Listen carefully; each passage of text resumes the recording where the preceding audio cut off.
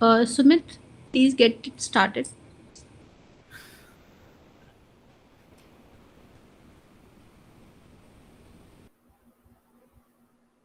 Good evening, everyone.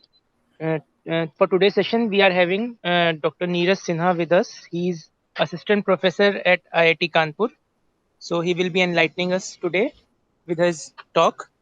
Over to you, sir. Yeah, thank you. Am I audible? Yes, sir, you are audible. Please share your screen. Yeah, sure. I just had a chat with Dr. Mehratra. I think she's not well today. So let me just share my screen.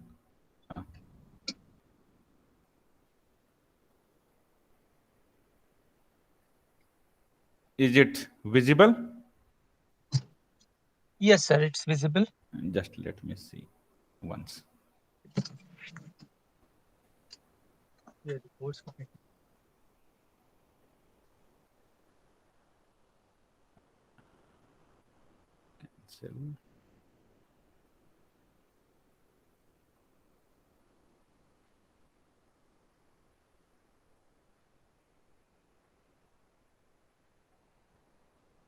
Yes, I think it's visible now. Yes, sir, it's visible. Okay, Please, so sir, it's not on the presentation mode yet. how do I go to the presentation mode? Because Sir, you have to share the window, I think. Share the whole screen. share the whole screen. Let me just try. So I shared a window, but your entire screen. No, it's not entire screen. There will be How do three I go options. about Sir, it? there will be three options, I think. Yes, there are three options that are coming. Yes, sir. So one is a tab, one is window, and one is entire screen. Yes, sir. To try to So share the entire screen if possible. now I'm sharing, but So you will not be able to. You will be just seeing the presentation. no, I am not able to. Now you are seeing my whole screen, right? Yes, sir, sir. But you are not able to see my presentation. Actually, I am not. I usually use Zoom, so you will have to help me with. So we can see the your presentation now. Full screen Yes, mode? yes, sir. It's full screen mode. So can you flip the slides? Yes, sir. The slides are moving fine. Okay. Yes, sir. It's fine. So, good evening, all. I am Neeraj Sinha, and I am with the Department of Mechanical Engineering at IIT Kanpur. And this is the second talk that I am giving on finite element analysis to KGMU participants. So there may be few repetitions, but mm, I have tried to put more applications, and last time it was 1 hour. This time it is 30 minutes, so I will restrict it somewhat to 30 minutes. And before I start, the material has been taken for instruction purpose from different sources. So I've tried to give the due, say, honor to who from the source from where I have taken. But if it is missed, it is not intentional. So first thing that comes into mind is what is finite element analysis.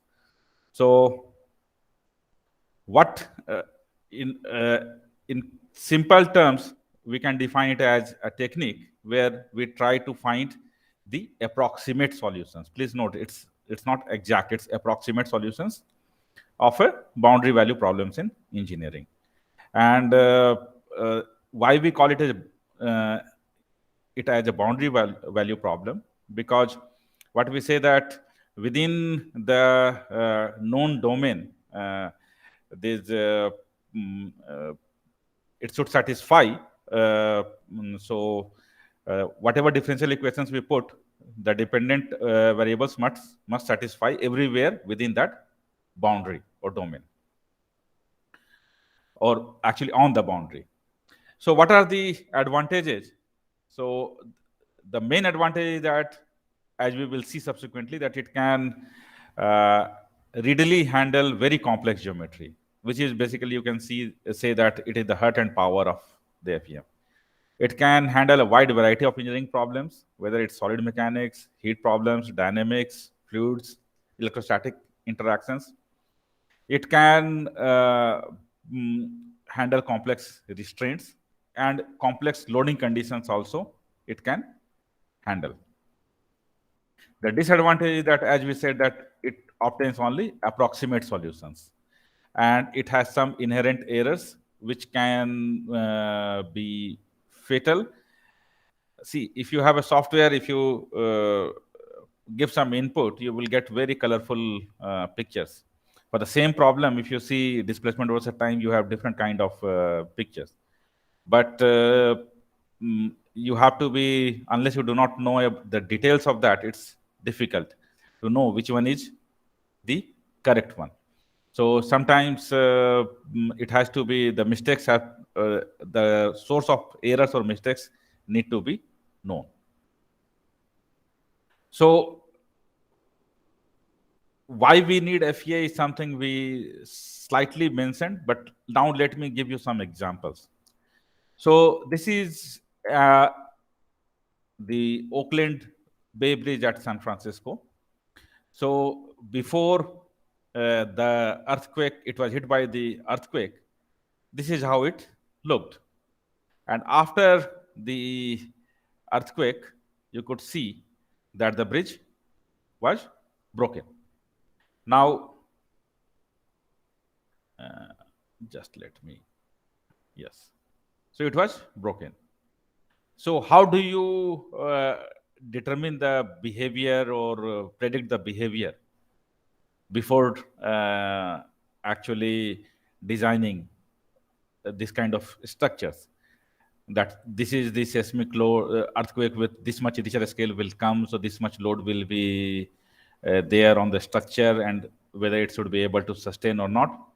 So you actually can do it using finite element analysis. So you can see a finite element model has been built for that bridge under seismic loads. Now, how is this analysis done? So, for example, you see there is an engine. It is subjected to high temperatures. So, the question is, what is the temperature distribution in the engine block? So, you basically solve Poisson partial differential equation.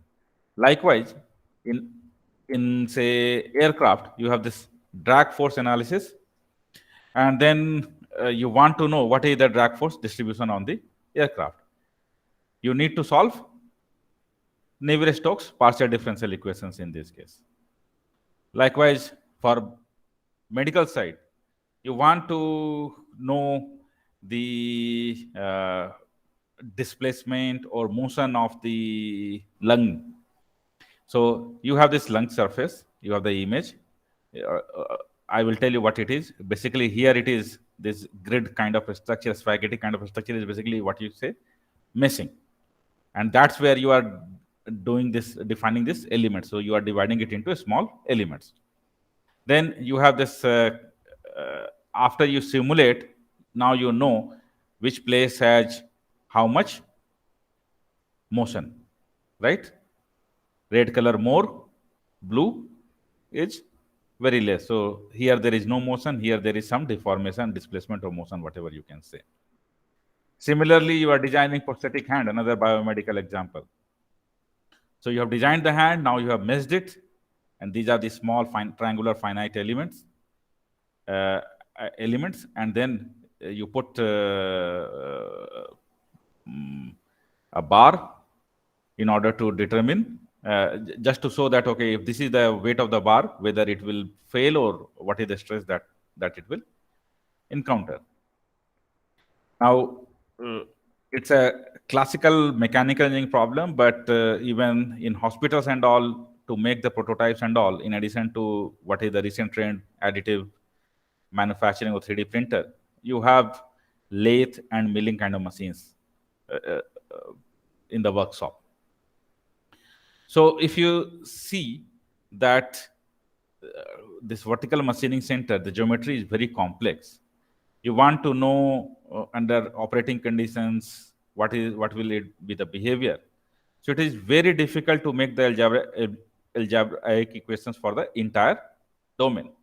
But what you can do, and that's the heart of the finite element problem, is that you have a physical problem you can, which is governed by the mathematical model. You solve it numerically, like finite element model. And how you do it is that you divide it into several elements. So for this structure, for example, you have this element likewise. So FEM cuts a structure into several elements, which is basically the pieces of structure, and then reconnects at nodes. You see the nodes, right? As if the nodes were pins or drops of glue that hold elements together. Okay.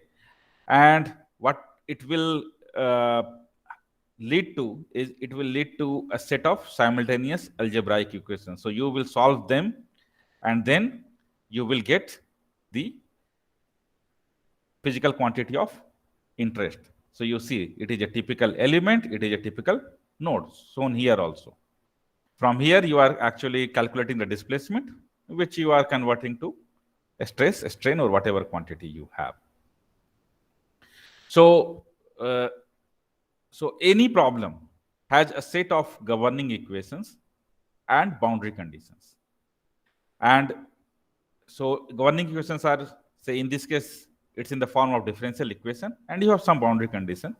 And with the help of this, you apply finite element using these two, because I will show you in one example that you can say that we can solve it by hand, but the problems, you know the equations, you know the boundary conditions, but you cannot solve it by hand. It is very complex or tedious to solve. So then you use finite element method, and then basically what happens that it leads to a set of algebraic equations. If it is a column matrix, you use this kind of bracket, and normal matrix, you use bracket. So it's Ku is equal to F. And this is something that is the heart. I will show you how. So as I said that you know the equations and all, but you cannot solve it by hand. It's a example of a bracket. Now you have this section and there is a pin over here. So what it is asking for with all the details, that what is the bending moment at section AA and what is the deflection at the pin. Now, if you see, you have all these set of equations, but they are difficult to solve by hand. So you have the model, you have the conditions, but it's difficult to solve by hand. So what you do, you take the help of finite element analysis. So you create a geometric model, which is solid model of this one, right? And then you convert it into finite element model. While converting, now you are dividing it into number of elements, as I had said, with interconnected by nodes. Once you have that, then what will happen? Divide the problem domain into non-overlapping regions. So these are the elements, right, with the node connected to each other through special points, which I have already explained. And then you describe the behavior of each element. Okay. And then you put them together or assemble them together, and then you can compute the final result. So if I summarize it, you have pre-processing, analysis, and post-processing. So pre-processing, where you define the geometric domain, define the element type, define the material properties, geometric properties, and all. You do the meshing and all. And then you do the analysis, and then post-processing, whatever you get output. Like in here, I was saying that you get displacement over here, right? So whatever you get the output, and then you post-process to get whatever you want to achieve. Now, if you remember, few slides back, we got this Ku is equal to F.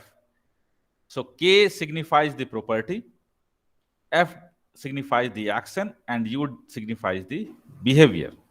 So for example, say I just take the example of this elastic case. So you have a, say, spring model, a spring. So if you apply which has some stiffness. So if you know the stiffness of the spring, and if you apply some force, then you will know how it will behave. Behave in the terms, what will be the displacement. So force is basically action, stiffness is the property, and U is basically your behavior. So you can determine, if you know these two, you can determine the behavior or displacement. That's what is done. So there are a lot of analogies in fluid, in electrostatic case, in thermal case. You apply some heat, you know the property, how much heat it will dissipate, conduct, and then what will be the final temperature. So now let's go back to that same vertical machining center. So it's very complicated to do the analysis over here. So what you do is that you divide it into finite elements, right, with nodes. And for each of them, you will determine this equation. So what is happening? For each of them, you are determining this. And at the end, you assemble them, put all the element equations together, right? Because you are obtaining the algebraic equations for each of these, and then you are putting them together, and then you get this. So now you have this. You have the computational power, and for each of element, whether they are say in lakhs or say even more, you are predicting the behavior. Okay. Now we have been telling KUF, and I told you this spring system. So let's take this spring system just as an example. So F was what force applied was the action. If you see over here, F was the action force, and K is the property stiffness, and we want to know the displacement. So X is the displacement. So the equation is given, relationship is given as F is equal to K times X, where K is the stiffness matrix. So X is basically, if you see here, the displacement when force is being applied. So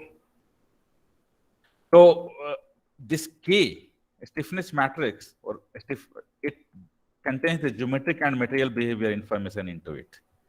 And you can say that this is a structure for which we are using stiffness, but for non-structural analysis also, we use this stiffness matrix because it basically represents the resistance of the element to change when subjected to external influences. So broadly, K means stiffness matrix means that. So what you will see here is that I am just taking an example of this linear spring mass system. I am taking it as two nodes, and there are forces. So what it's saying that if we are assuming that both nodal displacements are 0 and a spring is deformed, the net spring deformation will be what? This is the displacement, U2 minus UN, and F is equal to what? K times X, if you see this displacement. So F will be K times delta. And if there is an equilibrium because there is no movement, then this will balance out, F1 plus F2, which will make F1 is equal to minus F2. And then we substitute in this equation, and then we will get this relationship. We can represent it in the matrix form, and this is what we will get. And if you see, this is the form. So I have gone past it very quickly because the time is short, but any finite element book you will open, you will see this as the first chapter or second chapter. So this is a stiffness matrix for one spring element.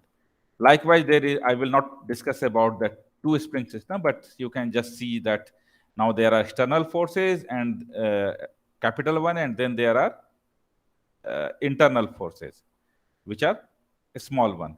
Now your two spring, now what it basically it has done is that it has divided into two separate entities, and since you are physically not physically, for analysis you are dividing it, so you are taking internal forces. Okay. And then you are solving it. There are two equations, you merge them, and you finally get this stiffness matrix. So this is how it is done. Okay. I'm more interested in showing applications. So since you are from dental, this is something that may be of interest to you. This is something that we are trying to do with KGMU. So, and this is an old paper, but a lot of new changes and all have come. So this talks about the stress analysis or prediction of the human temporomandibular joint, TMJ. Now onwards, I will just say TMJ. So this is the meshing that has been done on the TMJ model, which consists of disc, condyle, and the fossa.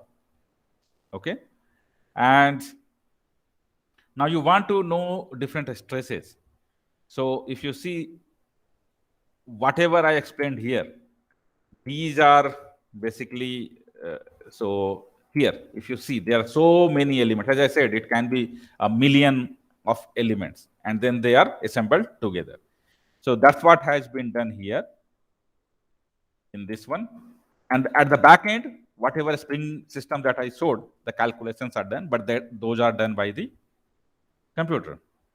And you will see wherever there is a curved surface, you will see element size is small. When there are this kind of regular rectangular kind of surface, the element size is more, because you want to minimize the computational cost. At the same time, you want to minimize the error also, approximation error. So you see, this is the meshing, this is the von Mises stress, compressive stress, and the tensile stress. And this is the summary which has been done. This is basically using finite element method. There is another example that has been done in my lab. Sometimes you have a structure like that bracket, you make the solid model and all. But suppose if you have made a structure, how do you go about predicting its behavior? So this is a ceramic-based scaffold that we have made. We did the micro CT imaging, and then we reconstructed it. And then surface and volume mesh. Now in here you see we have meshed it, and the meshing has been done, and then we have applied load from two ends. And simultaneously we have done the experiments, and then we have actually seen that, okay, set of experiments lead to what, and what is the finite element, whatever we are what is the value we are getting through simulations, because that's how we will see the robustness of our model or analysis, and then we can predict without going for further experiments or destructive experiments. So the schematic is something like this. We made a scaffold, we did compression test, we got some value. Same scaffold, whatever is here, then we are actually reconstructing the model, and then we are doing the meshing and all. So geometry, and simultaneously we need to input the property. So all the properties have been bulk material properties have been determined from the specimens. We input that to finite element model, and then we try to see, predict, and compare. Actually, first predict, and then we compare it with the experimental value. Once we have a robust system, then after that we don't need to do this. We can straight away just go for analysis, and that's the beauty, that you do not need to waste lot of resources. So there are many other examples. Let me just talk about the mistakes by the users. Since we are constrained with the time, I will just tell that the elements sometimes may be selected in a wrong way. There are different kind of elements. For example, if solid elements are required, if you are using cell elements, then it is not good. It will lead to error. Or the kind of support that you are providing is insufficient to prevent the motions. For example, if you see here, we are saying two ends, but we have to restrict the motion at the other end. So these kind of supports are also important as input. Sometimes we put inconsistent units, SI and SI unit and some other unit. Or if we have more, say, if you have more than one spring system, and if their stiffness values are very, say, different, then based on this relationship, as you can see, it becomes, it leads to numerical difficulties. So those things have to be taken care of. And of course, everywhere you are seeing that we are converging, we are messing it. But how do we know which size of the element, which size of the mesh, or which mesh size is correct? So for that, we do this mesh convergence study. This is how we do. I will not tell all the details. At the bottom, you see this is the element. We call it cantilever, and then there is a force. Now we divide it into 4. We can divide it into more. We just keep on going more and more. So say 4, 1, 4, 16, 64, something like that. This is a simple problem, so we know the exact solution. Now, if we basically simulate, we see that it is coming closer to exact solution. So the point at which it will come, say you define that it should not be having more than 5% or 1% or 2% error, depending on how much accuracy you want. You know that, okay, this is how the results are converging, because now you see the results are converging towards the exact solution. So if you do not know the exact solution, say this is an example of a wrench made of material which is steel. Now you have the load. This is how the one max stress has been calculated. You see there are different kind of level of meshing. It is refined. Please note, more refined mesh means more accurate results, but more computational resources. So you go for mesh refinement, and then if you have too few of the elements, the results will not be accurate. If too large, then it may take days to run. So you need to basically make a balance. And for that, what we do is that this is a very simple example that there is a rectangular beam for which the width, depth, and span is defined. And now what we do is that we keep on increasing the number of elements. Now you see from 40, it has gone to 1,22,880. So it gives you the deflection.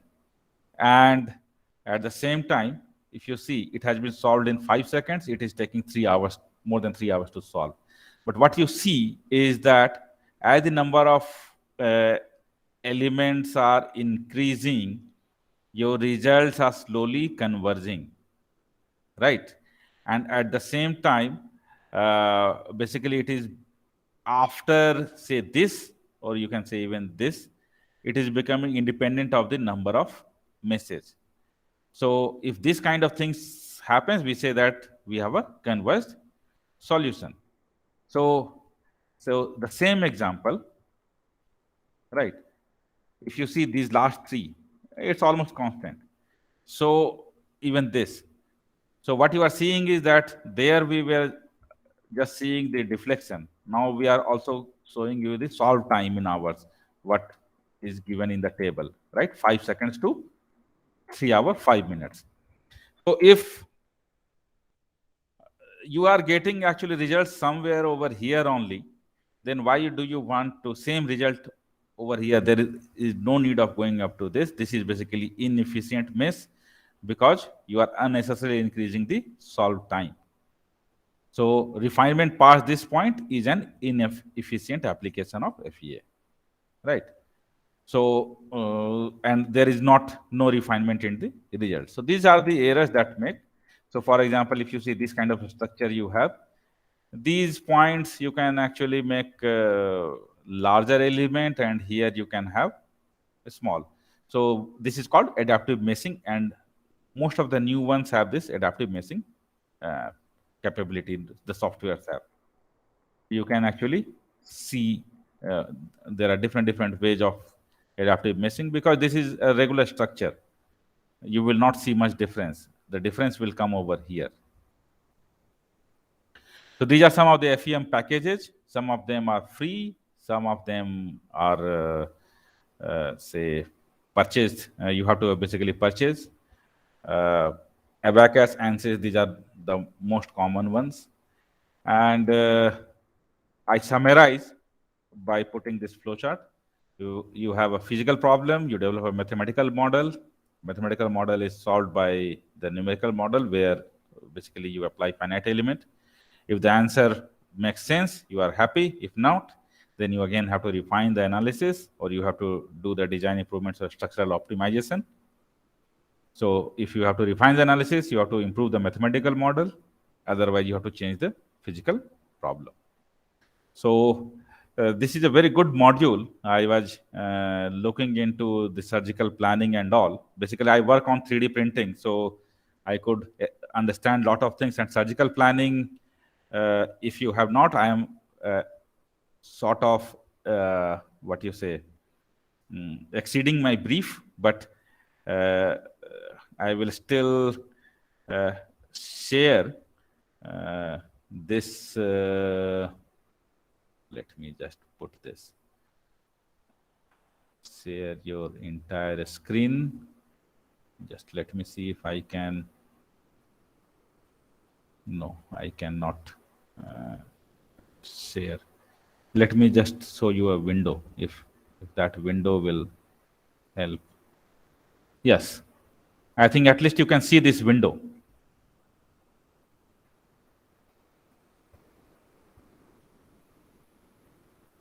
Is it visible? Yes, sir. So annual review. So 3D printed organ models for surgical application. This is basically a very good review, very much related to what is the theme of this course. And if I can, how do I go about it? It's, you can actually look at it. It's from a group by University of Minnesota, and you see mechanical engineering people are there. So what they are trying to do here is that for surgical applications, they are printing the 3D organ model and not using this ABS and all. Exact matching the mechanical property of the say for example elasticity and all of the actual tissue with the polymers, so that and then they are thinking of doing this you say dry run of the surgery, that how much pressure has to be applied and all those things. I think this is pretty much the theme of this workshop. So I just thought I will because I have started working in this domain, I just thought I will show this particular paper to you. So with this, I will end. And if you have any questions, please feel free to ask. Basically, I was supposed to finish by 5:30. We started a little bit late, but that's fine. Thank you, Dr. Neeraj, for your excellent contribution to this. We as surgeons may think that we are making a defect, but we are also designing a customized implant for it. But we must realize that we can't do anything without the help of the engineers. So, engineers and surgeons coming up together is the only solution to give the patient the best Yes, implant. I agree, and that's why I brought that TMJ example also, and Yes, some other implants. So in dental, that was one application, but there are other applications also. And this paper that I brought up, yes, it was just to show that now people have gone from initial these medical images to making the physical prototype, and now they are not satisfied. So now even the prototype properties should be same as the organ, so that you can do a dry run of the surgery, that this much is the force I can apply. If I apply this much force, this much amount of blood will flow and all those things. So yes, and for that actually working in cohesion is yes, the need of the hour. yes. Thank you. Thank you so much. Thank you. So I can be reached at NSINHA at I will just type it in the browser at iita.ac.in. If you have any questions, any queries, please feel free to ask. Thank you. I think the next speaker is already here, so I just pass it on to the next speaker. Thank you, sir, for the presentation. Today, the other lecture is by Dr. Bhandari. He is an assistant professor at ISM Dhanbad. Welcome, sir. You Yeah, can hello. yes, sir. Yeah, hello, Dr. Sumit. Hello. Yes. Sir, please share your screen so that we can. Yeah, sure. So, should I start? Yes, sir. Okay.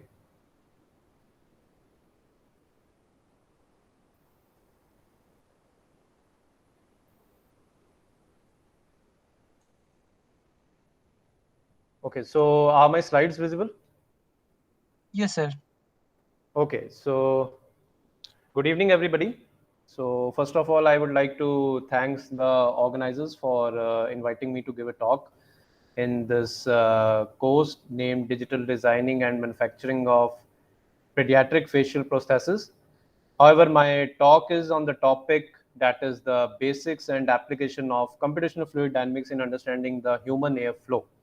Since the one of the sub theme of this course was airflow analysis, so here I would be telling that how CFD, which is one of the sub branch of mechanical engineering, can be used in understanding these human airflow analysis. So prior to that, this is a brief biosketch about me.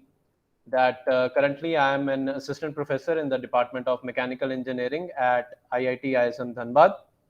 So prior to that, I was a research associate in Department of Mechanical Industrial Engineering at IIT Roorkee, and I have done my doctorate as well as my intermediate masters from Department of Mechanical Engineering, IIT Kanpur, and I have done my bachelor's from the Department of Mechanical Engineering, University Institute of Engineering and Technology, Punjab University, Chandigarh. And my research interests are, but not limited to, biofluid mechanics, medical image-based numerical modeling, application of CFD in solving bio-oriented problems, and development of patient-specific computation models. So now I would be sharing the contents of the today's talk. That first I'll be briefly introducing that what is CFD and why and where we should use it. Then what is the basic methodology for solving any physical flow problem through CFD? Then in this CFD, what are the different governing equations and boundary conditions which should be used to solve the problem? How a mesh is generated, what are the different strategies to generate it? Different numerical methods and discretization schemes of it. And then I will show the application of this domain, that is CFD, in human nasal airflow problems. And if the time permits, I will be showing you some miscellaneous CFD applications which can be used to understand the fluid flow and the drug transport in tumors and ocular field, which is which I have been working from past many years.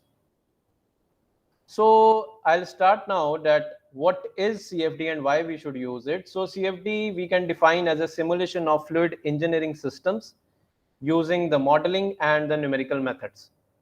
So it is an activity where different governing equations, differential governing equations of the fluid flow and the heat transfer, they are replaced with the approximate algebraic equations, and that further are solved using some solving techniques within the domain of interest. So if I historically talk about that, when it started and how it started. So historically, we only had analytical and experimental fluid dynamics. That is, theoretically, we were solving the fluid dynamics problems or with the help of using some experiments. However, with the advent of the digital computing power and the advancement in the improvement of computational resources, CFD has been made possible, which provides us numerical approximations to the fluid dynamics problems. Now, why CFD? If I talk about, then there are number of points in which we can say that why we should use CFD. So, from it can be that analysis and design, simulation-based design, complementary tool to experiments and theory, because it's not always feasible to perform experiments because of certain constraints, which I will discuss. So, there CFD can act as a complementary tool to give us the solutions to some fluid flow problems. Efficient tool to run what if situations if arrives at optimum designing, and it is a knowledgeable and in silico exploration of the flow physics. So if I talk about where is CFD used, so the answer to this will be that where is CFD not used? So there is hardly any domain which does not involve the fluid flow inside it. And so there, that is why we can say that it can be used in n number of applications. Some of them have been mentioned in this slide, like aerospace applications, automotive applications, biomedical applications, chemical processing, hydraulics, marines, oil and gas, power generation, sports, and many more. The list never ends of where we can use this computational fluid dynamics.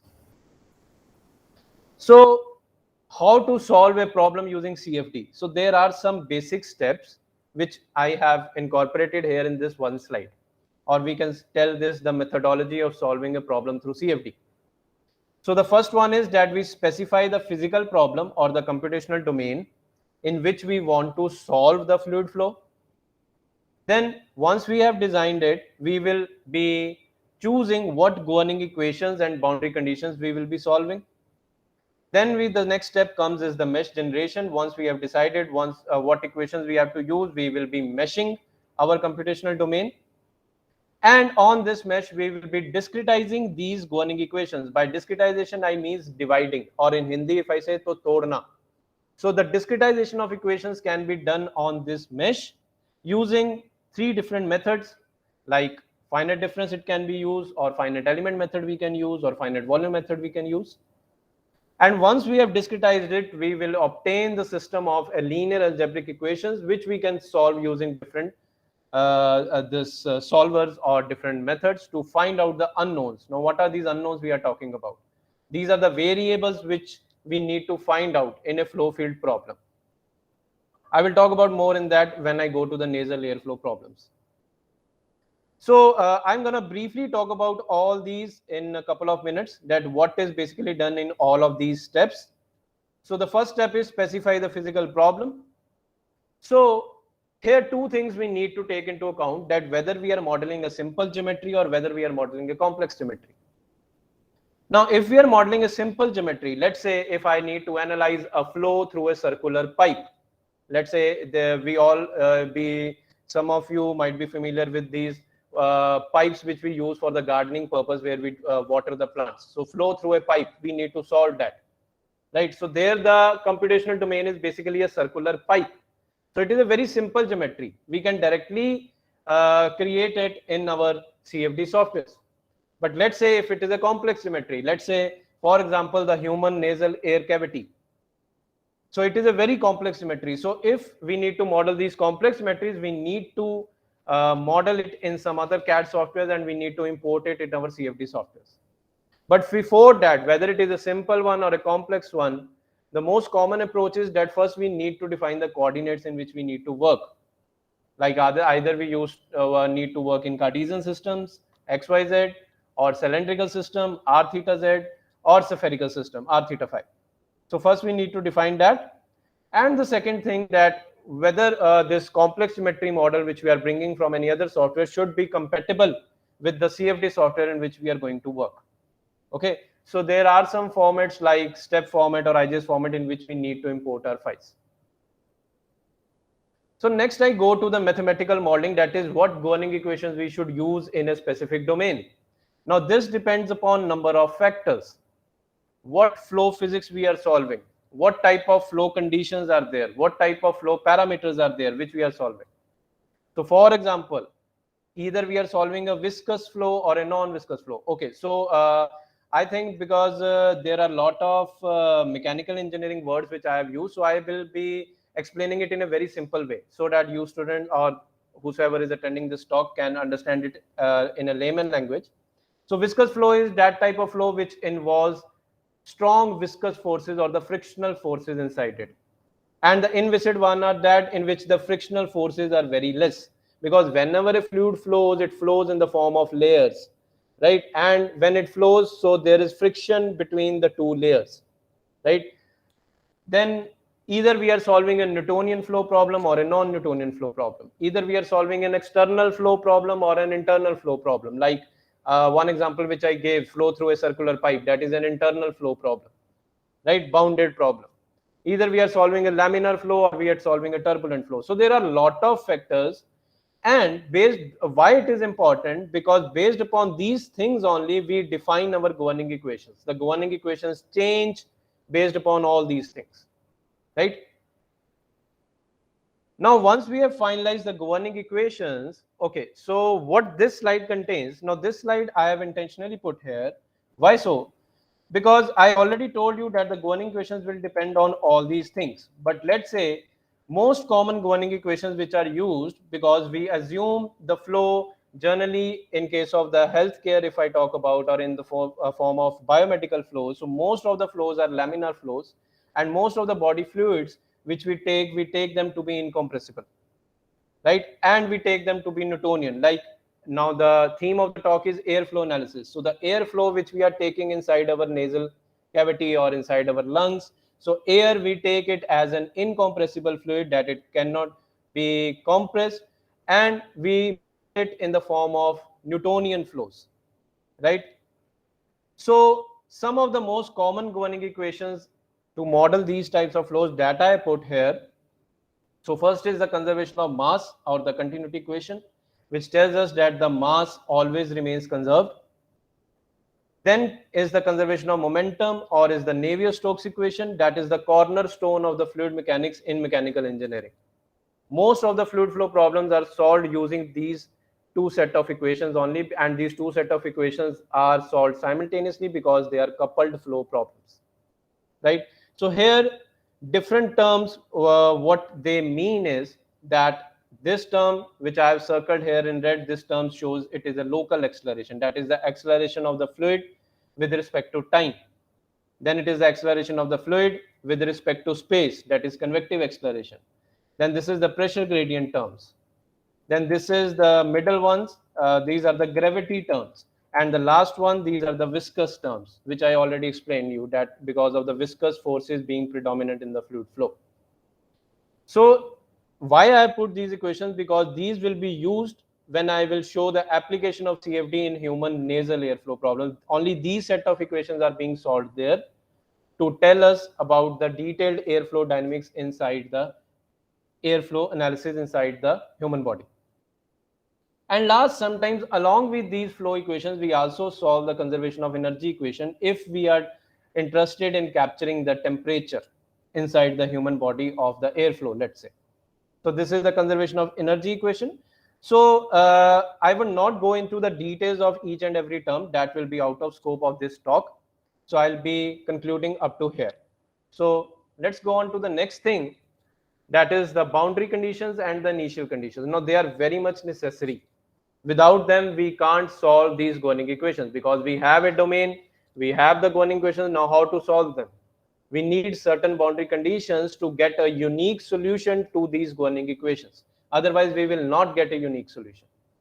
So these boundary conditions can be categorized generally into three parts in CFD. So the first one is the Dirichlet boundary condition. Now let's say what I have drawn here is that let's say this is a plain wall. Am my video is visible? Yes, sir. Okay, so let's say this book is a plain wall, and I'm talking about this direction, that is X direction. And let's say some heat transfer is going on. Some air, let's say, is flowing from here side to this side, and there is conduction of the heat of that air from this side to this side. Okay, so let's say if I specify the temperature of that fluid at this wall. Okay, so here my temperature is the dependent variable which I am solving. So if I am specifying the quantitative value of the temperature at this wall as well as at this wall, so that will be a Dirichlet boundary condition, that is the values of the dependent variables I am specifying at the boundaries. Now let me go on to the second boundary condition, that is the Nyman boundary condition. Now what is that? Now let us say that this face of the wall is insulated. No heat is flowing from this direction. So whenever this is such is the case, that the derivative of the dependent variable is being taken as a constant or a function of the independent variable, because here the dependent variable is temperature, independent variable is x, that is the longitudinal direction. So whenever such is the scenario, we say that it is a Nyman boundary condition. And finally comes is the Robin boundary condition. Now let's say some airflow is also happening here. Okay, along with this conduction, there is also some convection of the air going around here. Okay, so that is why, and those cases, we will specify the derivative of the dependent variable as a function of the dependent variable. So here you can see the derivative of the dependent variable temperature is a function of the temperature. So that is why it is a Robbins boundary condition. Now, these boundary conditions are very much important because this I will show you how they are being used in human airflow analysis. And finally, we also know some initial conditions to start our computation. We need to give certain initial guess of the variables in the domain before we start the computation. So that is the initial conditions. Now we come to the mesh generation part. Now it is very important part to accurately capture the physicality of the problem. Now, the most basic thing in a mesh generation is that whether we are making a structured mesh or whether we are making an unstructured mesh. So here in this diagram you can see. So if I talk about structured mesh, then that type of meshes are identified by a regular connectivity pattern. You will see that each mesh element I will have a regular connectivity, or the unit cell in that mesh has a fixed pattern or a repetitive pattern. You can see here that these squares are being repeated throughout the computational domain. So it is a structured mesh. And if I talk about unstructured mesh, then the node connectivity pattern will not be fixed. So that is an unstructured mesh. So you can see the difference. So based upon your flow problems, you need to see whether you want to design a structured one or you want to design an unstructured one. That is very much important. This is the basics of the mesh generation. Based upon that only you can make a mesh in a computational domain. Now once you have made it, once you have divided your computational domain in the form of small mesh elements, you have the governing equations, you have the boundary conditions. Now you have everything. Your pre-processing things are you have completed, and now you will be solving them. Now to solve them, we need to discretize them, right? We need to discretize these equations on every mesh element. So there are different techniques of that. So these are the main three common techniques, that is finite difference, finite element, and finite volume. Okay, so I think finite element has already been covered by Professor Neeraj in the previous talk. So I'll be more focusing on what is finite difference and finite volume. So finite difference discretization is based upon the differential form of the PD to be solved. So let's say this is a partial differential equation. So in case of finite difference, we will be discretizing every derivative, which I'm showing here, at each nodal point with the help of a Taylor series. Now I will not go into much mathematics of it. I will easily explain it, what you mean by it here. Okay. And once you discretize it at each and every nodal point, you get a linear algebraic system of equations, just like what you will be solving in high school. Ax is equal to b type of problem you will get. And once you get that, with the help of different solution techniques, like if somebody is familiar with Gauss elimination techniques, Gauss-Seidel techniques, we basically solve them and we get the solution of the variable at every point, right? And what we do in finite volume is that it is an integral formulation that I will integrate. Now what do I mean by finite volume? If I go back to this slide, here if I zoom in, so you can see one square element. It is in 2D. If I extrude it, it will be in 3D. So that element I will say it is a finite volume. Okay. So I will be integrating every derivative over that finite volume. Okay. And then I'll be converting that volume integral to a surface integral using Gauss divergence theorem. Okay. This is the main basics. After that, I will not be able to explain here because it involves a complex mathematics. Okay. And once we repeat this process everywhere, again, we will get the same algebraic system of equations which we will solve. So for example, let's say this was my domain and I have divided it into 4 mesh elements. Okay. So you are here seeing 5 nodes, ij, ij plus 1, I plus 1j, ij minus 1, I minus 1j. Okay. Now let's say this is my domain, this is my mesh. Okay, this is my governing equation. Now I need to solve it here using finite difference method. How will I solve it? How will I discretize it? So let's say I need to discretize it at this nodal element, ij. So now there are different discretization schemes to do it. So I am showing it using central difference scheme. Okay. So how I will discretize this derivative is that the temperature, because the dependent variable is temperature. So temperature at this point minus 2 times temperature at this point plus temperature at this point divided by the step size or divided by the mesh element size, delta x whole square. How this formula is coming? That is coming using Taylor series. Okay. So in this way, we discretize at every nodal point and we get finally a matrix of this form. That I will explain here. Now regarding the discretization schemes, there are a lot of discretization schemes in CFD. Okay. Some of them I have mentioned here, and that is dependent upon which derivative you are discretizing. If you are discretizing a time derivative or you are discretizing divergence derivatives or Laplacian terms you are discretizing. Based upon that, and choice of an appropriate scheme is very much important because it depends upon number of further factors like stability, accuracy, physically realistic solutions and all. Once you discretize it, we get a matrix of this form. Ax is equal to B, where A will be a coefficient matrix, X will be the variable matrix, B will be the constant matrix, right? And now you can solve this. I think if some engineers are attending this talk, so they might be knowing this thing that we can solve it using Gauss elimination method, or some of you, even the medical students, might be able to correlate this thing because they might have studied this thing in their high school days, that we can solve this matrix very easily using different types of solvers like Gauss elimination, Gauss-Seidel methods and all, right? And before solving, there are further many things like we need to see the convergence issues, we need to see the mesh sensitivity study, we need to monitor the residuals, we need to monitor the number of iterations. So there are many more things which we need to see. So finally, here the CFD part ends, that once we solve this, we will get these type of plots like contour plots or vector plots or stemline plots. So contour plots are telling us that the magnitude of the dependent variable at one instant of time, it is being shown, right? And if you want the magnitude as well as direction, you can see the vector plots. So this is the post processing which we do further in our computational domain, what we have solved and how the variables are looking in that. And based upon that, we calculate some significance. Okay. So there are different types of commercial and open source CFD codes available to solve the flow problems, like ANSYS Fluent is there, OpenFOAM is there, CFX is there, COMSOL is there, Fluidyne is there. So there are n number of softwares which you can take into account.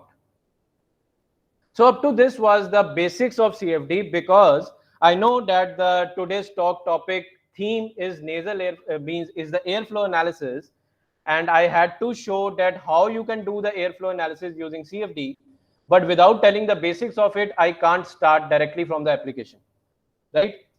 So now you if have a crux about what is CFD, now I can tell you how it can be applied to understand the airflow analysis inside a human body. Okay, so here the human nasal cavity, as you all know, that it plays a more important role in three major physiological functions. That first one is the air conditioning, that whatever we inhale, it is warming up the air and humidifying the air before it goes to the respiratory part. It is filtering some of the harmful particles so that it does not reach inside the lower part of the respiratory system. And third one is olfactioning, that is the smelling power of the nose, right?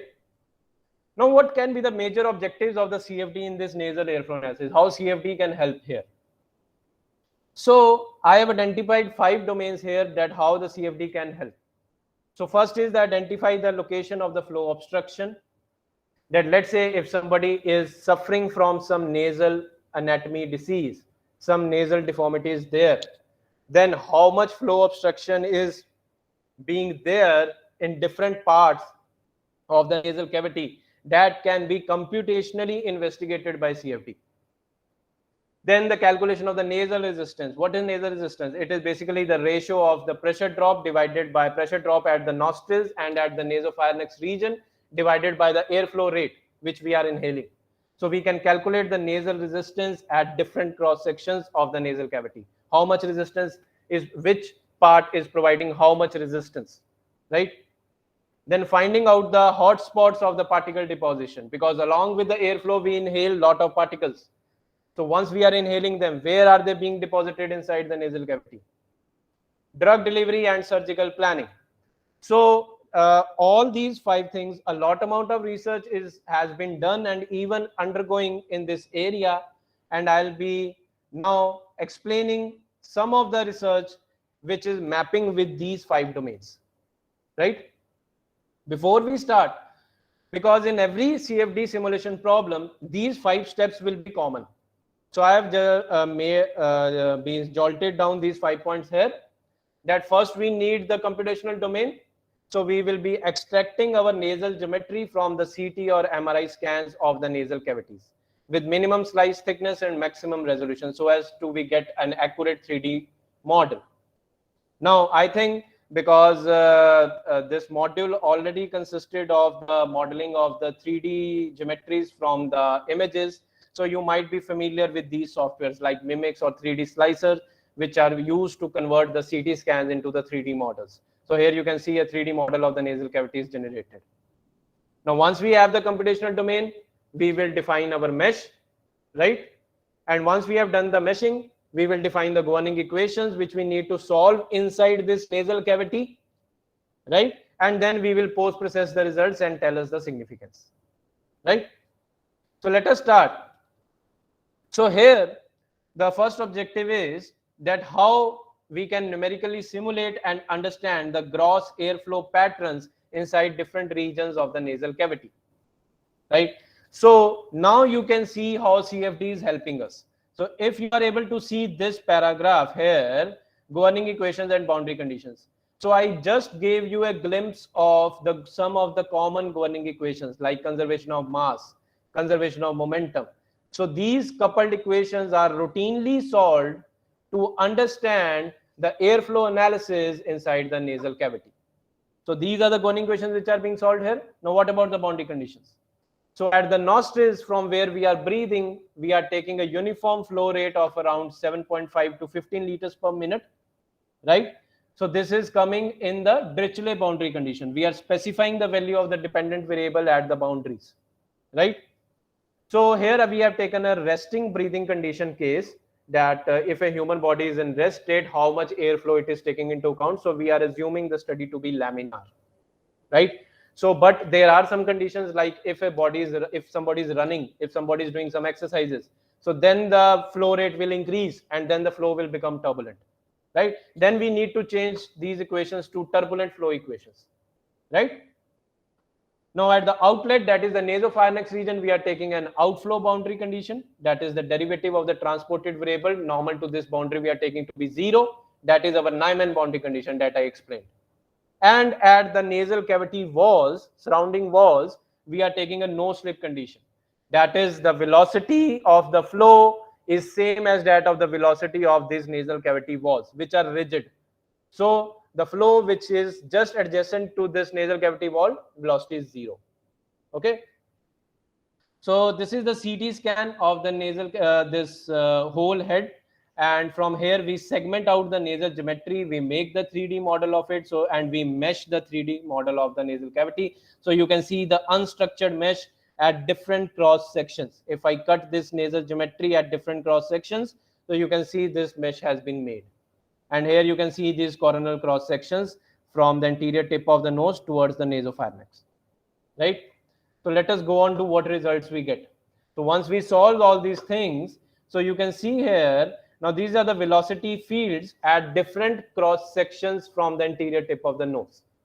Now the nose can be primarily divided into 4 regions: nasal vestibule, then the nasal wall, then the turbinates come, and then the nasopharynx come. And due to the changing cross section geometry, we have a different flow patterns. Okay. So let's say at a very anterior cross section related to the anterior tip of nose, we see that now this is the left nasal cavity, this is the right nasal cavity, and this is at a flow rate of 7.5 and this is at a flow rate of 15 liters per minute. So we see some vortex structures, that is the mixing of the airflow inside these different cavities, which increases as the flow rate increases, right? I will tell you the significance of them. Then if I see at further different cross section, at a posterior cross section, 3.2 centimeter from the anterior tip of nose, we see that the flow has concentrated more centrally, and these vortex structures are increasing. Here you can see in the left side and even in the right side. And whereas further, if I go to the turbinate region, we are seeing no vortices. Because of the narrowed geometry here, we do not see any weak recirculation zones. And further, because of the increased cross-sectional area, the velocity of the flow also reduces. Right? Now, what can be the clinical significance of these plots? What can the doctors, how this analysis can help the doctors? How it can help the doctors is that this analysis is providing us a detailed picture of the nasal aerodynamics at different cross sections of the nose, that what type of airflow analysis is coming inside the nose. Now, what I was talking about, these vortices help us in enhanced mixing of the airflow and further helps us more in the smelling process, right? Now, let's say if somebody is a patient is suffering from some nasal abnormality, let's say he has a deviated septum or he is having some problem with the turbinates, right? And so there we can use this CFD to see where and how much obstruction is there at different places inside the nose for that particular patient. That can help the doctors to virtually understand that, okay, here is the obstruction, here the airflow is more obstructed. Now that we can further help the doctors to plan their treatment strategy accordingly, from where they should try to open these obstruction problems, right? Now, as I already told you that along with the airflow, we also inhale different type of particles. Routinely, we inhale different type of particles as well of different diameters, right? So we can also use CFD to predict and track the trajectory of each of the particles, of how they are being inhaled and where they are being deposited. So there is one sub branch of CFD which is known as particle tracking. So that we can use here to track the individual location of each particle inside the nasal cavity. Now the governing equations for the Eulerian phase or for the airflow phase almost remain the same, but for the particle tracking we need to solve further equations which are based upon Newton's second law. Now can anybody tell me what is a Newton's second law? I think most of you might be familiar with Newton's second law.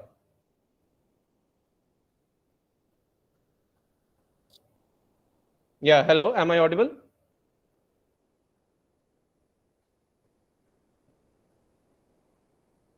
Yes, sir, you are audible. Yeah, so can anybody participate in this thing? That can anybody tell me what is a Newton's second law?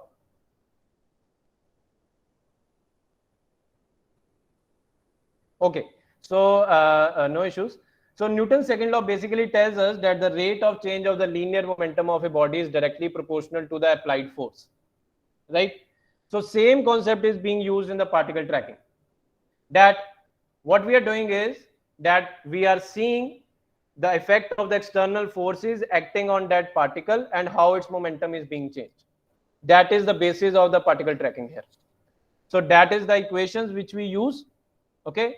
And for the particle tracking thing, what boundary conditions we use is that we release around 10 to the power 5 particles through the nostrils, and we terminate the particle tracking when a particle has either deposited at the nasal cavity walls or either has escaped the computational domain. Okay, and we also calculate the deposition efficiency, which is the ratio of the number of deposited particles to the number of inhaled particles into 100. So here on the right hand side, we are seeing a 3D contour of the nasal cavity and the 2D mapping of it, which is showing us the different domains. And this is for 10 microns particle and this is for 20 micron particle here. So we can see that for 10 micron particle, we are getting a more uniform dispersion of these particles inside the nasal cavity. These black ones are showing us where they are being deposited. And for the 20 micron particles, we are seeing that most of these are being deposited at these nasal vestibule regions only. Now, the reason of this I can explain here in the drug delivery, right? That this particle tracking approach can be used to track the drug particles as well, which are routinely inhaled using these nasal spray drug delivery devices. Now, these are over-the-counter medications which are routinely available and generally prescribed by the doctors to alleviate the nasal obstruction problems, right?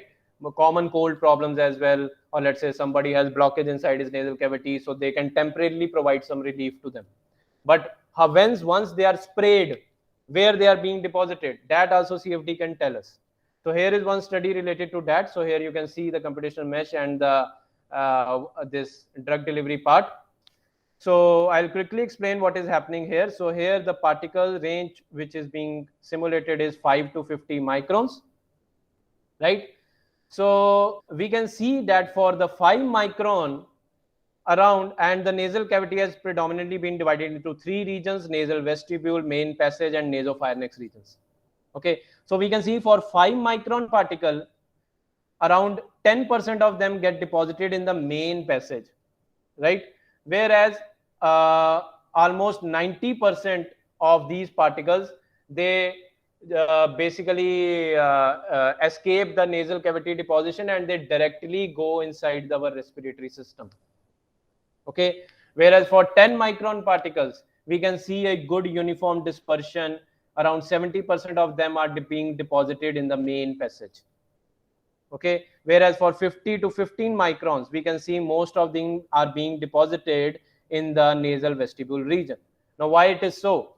Because for the 10 micron particles, we can say these are the optimum size of the particles which should be inhaled for the drug delivery flows. Because these type of medication agents, they are preventing direct impactation at these nasal vestibule regions, and we are getting a more deposition in the main passage, which is actually required, right?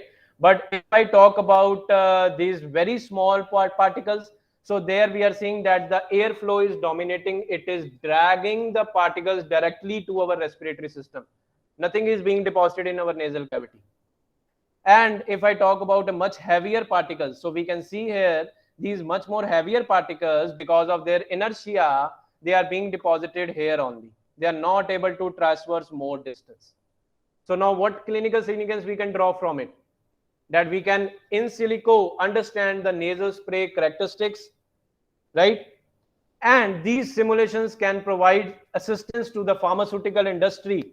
They can provide these certain guidelines that how these nasal spray drug delivery devices should be designed, so that once they spray these particles, they should be sprayed, or the design should be made in such a way that the spray particles should be in this range, around 10 microns, so that we get a good deposition, right?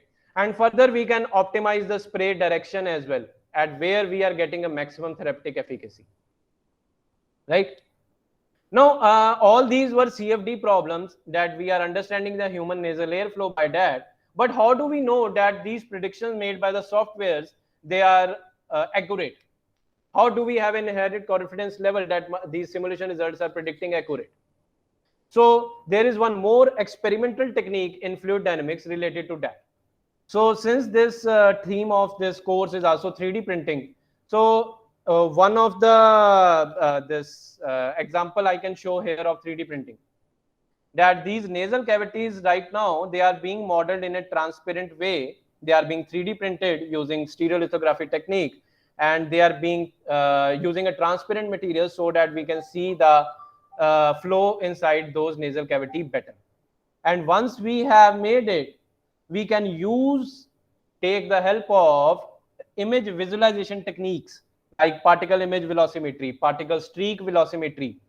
And then what is done is that this working fluid can be air, okay, which will be flown in this test section of the nose, okay, along with the particles.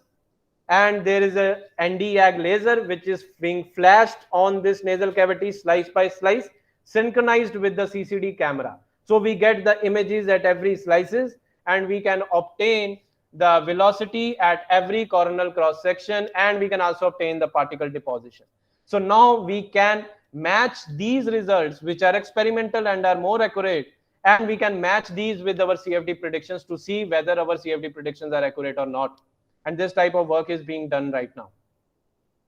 But some of the disadvantages of these techniques are that it is extremely costly, Further, highly skilled image correlation techniques are required to calculate the velocity distribution, and sometimes we can get overestimated measurements as well, right? Because the test model which we make, it is double the size of the normal nasal cavity which is present inside the human body. And here I will summarize with one last application, that is surgical planning. Now, this is a very hot topic right now, which tells us about the use of CFD in virtual surgical planning in case of the nasal airflow. Now, the basics of this is what? That let's say, I think because most of the medical people are attending this talk, so you might be knowing what is septoplasty, right? So let's say if a patient is suffering from a deviated nasal septum, okay, so a septoplasty, which is a surgical procedure, it is done to correct this septum to the original position. So whenever a patient is suffering from this disease, he approaches the doctor, and based upon the subjective criteria, doctor asks him to undergo this septoplasty procedure.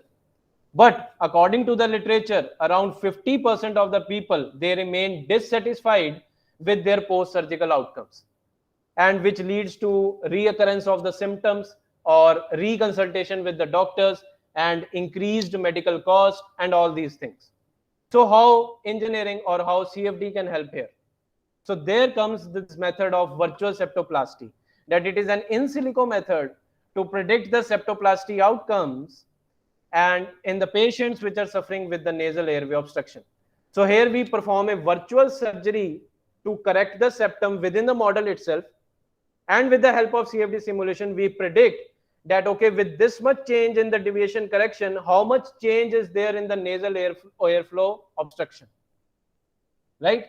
So what is being done here right now is that first the researchers are acquiring the healthy nasal cavity geometries, okay, a large number of that, so that we can get an average dimensions of the septal thickness and the septal deviations. Oh, sorry, septal thickness only, right? Now, let's say if a patient is suffering from a deviated septum now, does that patient requires the surgery or not? That can be told first. That if his septal deviation or septal thickness, it is outside the healthy range, then we can tell that this patient is an appropriate candidate for a septoplasty. Okay. Now, once we have chosen the patient, now we can first virtually correct the septum within the model. We can perform a virtual surgery. We can correct the septum according so that it matches the dimensions of the healthy nasal cavity. Okay. And then in that virtual model, we can do the CFD predictions of the airflow, that whether with this much correction, the patient is showing any improvement in the nasal airflow or not. Okay. So these type of CFD post-operative predictions can very much help the doctors in optimizing their treatment strategy for the septoplasty.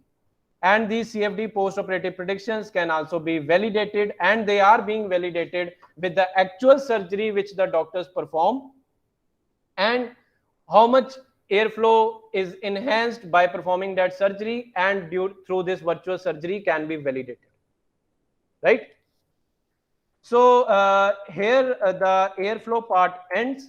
Now, if the organizers allow me 2 more minutes, then I will show some miscellaneous applications of CFD in oncology and ophthalmology field as well. So Sure, can I sir. proceed? Sure, sir. Sure, sir. Okay, thank you. So I will just take a couple of minutes here because this is my research work which I did. So this CFD can also be used in the field of tumor as well as in the field of ocular field to predict the flow mechanics and to predict the drug delivery. Now, how it can be used? Now, every body tissue which if we take, so the fluid mechanics is involved in that tissue, because there are a lot of bodily fluids which are involved and the mechanics part is involved. Okay, so if I talk about the tumors, there is one interstitial fluid which is present in the interstitial space, which is responsible for the transport of the nutrients to these cells. Okay, and if I talk about this ocular field, so if I talk about the interior part of the eye, so nature has designed it in such a way that it is a very beautiful fluid mechanics problem, that the fluid comes from this ciliary body of the eye. It goes from this narrow gap present between the iris and lens. It circulates in this interior chamber, and then it goes out from the trabecular mesh. Right? So we can see the application of the fluid mechanics here in the biofield. Okay. Now, entire fluid mechanics of this we can predict with the help of CFD. Right? So here I will show you some things that, okay, so this is for the tumor flow mechanics. So I will not go into much detail of the work. It will take a lot of time to explain. But what we do, what is being shown here is the DC MRI. What through DC MRI we do, it is a dynamic contrast enhanced magnetic resonance imaging, which is a technique through which we take repetitive 3D image stacks of a particular organ at different time points. Okay. And why we are using this technique and why we are analyzing the images which are required through this technique, so that we can get some patient specific parameters. Okay. So I will straight away talk to these patient specific parameters because they are going as an input to our computational model, which is made through CFD. And so that through CFD, we can have some patient specific prognosis, right? Which is the need of the hour. So which patient specific parameters I am talking about? So let's say how these images are required. So let's say these are the pre-contrast images of the MRI of the brain. Okay, when the no contrast agent has been administered to the human body. And these are the post-contrast. So we can see the tumor here. Okay, that the contrast has leaked from the blood vessels, came to the interstitial space, and now it is accumulating in that empty space. So that is how the tumor has got detected through the MRI. Okay, now the rate at which this contrast has extravasated from the arteries or the blood vessels to the interstitial space, that is known as the permeability rate. Okay, and the empty space in the interstitial matrix in which this contrast is accumulating, that is the porosity. And these two things basically they are very much patient specific parameters which we are incorporating or which we are extracting from the DC MRI, right? So these parameters I have shown here, you can see it for every slice of the tumor, right? And these parameters we map into our computational domain. Okay, so now I will straight away come to the this part to show you the application of CFD. Now again you can see the same governing equations here, conservation of mass equation, conservation of momentum equation. Here we are using one another equation which is Darcy equation, which is coming from that conservation of momentum equation only because we are considering the tissue to be a porous media. Okay, and with the help of these equations we are basically showing how the fluid is flowing, how the interstitial fluid is flowing, what about the interstitial fluid pressure within the tumor, and what about the interstitial fluid velocity. We see that there is high interstitial fluid pressure within the tumor and negligible at the periphery, and opposite is the case for the interstitial fluid velocity, which helps in the outward migration of the contrast agent or any chemotherapeutic drug from the tumor. Okay, and these results what I am showing here is for the tracer concentration. With that also we can predict that if a drug is being delivered to the human body, in how much amount it will go into the tumor at different times. That is being predicted here through CFD. Okay, and if I go to the eye part, so here also we can see we make the mesh of inside the eye and we solve the similar set of equations through CFD, and we see what is the temperature distribution inside the eye and how the fluid that I was talking about in the anterior chamber, how it is flowing. So here you can see that a 2 Kelvin temperature at the anterior eye, that is the outside eye which is exposed to the ambience, that is cooler as compared to the posterior eye. And this 2 Kelvin temperature difference is responsible for the vortex motion of the fluid flow inside the anterior cavity. Now this has a lot of clinical significance when a drug is administered inside the eye. Let's say we usually administer the drugs using eye drops or lenses, right? So once these eye drops are going inside the anterior chamber, here this counterclockwise fluid flow helps in the mixing of that drug. Proper mixing of the drug happens and then it gets uniformly distributed to the entire domain of the eye. So this is the clinical significance of it. And we modeled different age groups, right? This is for younger, middle and old age groups. and we model different orientations, that because the drug can be delivered in supine orientation or in the standing orientation, so how this plays effect in the deposition of the drug. So the motive behind showing these slides was that how this branch of mechanical engineering, that is computational fluid dynamics, can help in the healthcare and the biomedical field. So these are some of the references, and thank you. If you have any doubts related to the CFD part, or how we can use the CFD to analyze the flow problems inside the human body, you can contact me at the undersigned email ID. I'll be happy to guide you or to tell you whatever your doubts are. So thank you. Thank you, sir, for the excellent presentation and introducing us to the CFD. It will be very helpful in sleep apnea patients as well. We are Yeah, having patients with retruded chin and in TMJ ankylosis patients. So okay. we need to see the airflow and calculate the things on Yeah. on those patients. Yes, definitely. So Because there are it was a very because of the time constraint, I only showed you one surgical planning, that is a virtual septoplasty. But yes, this sir. is being applied to different types of surgical procedures. Like one is turbinectomy, in which we have to remove Yeah, some tissues or bones of the turbinates to improve the yeah. nasal airflow obstruction. Even in the facial surgery also, it is being used. So it is a Yeah. very good optical means optimal tool, which can help the ENT surgeons or the surgeons who are performing the surgery in this field. Thank you, sir.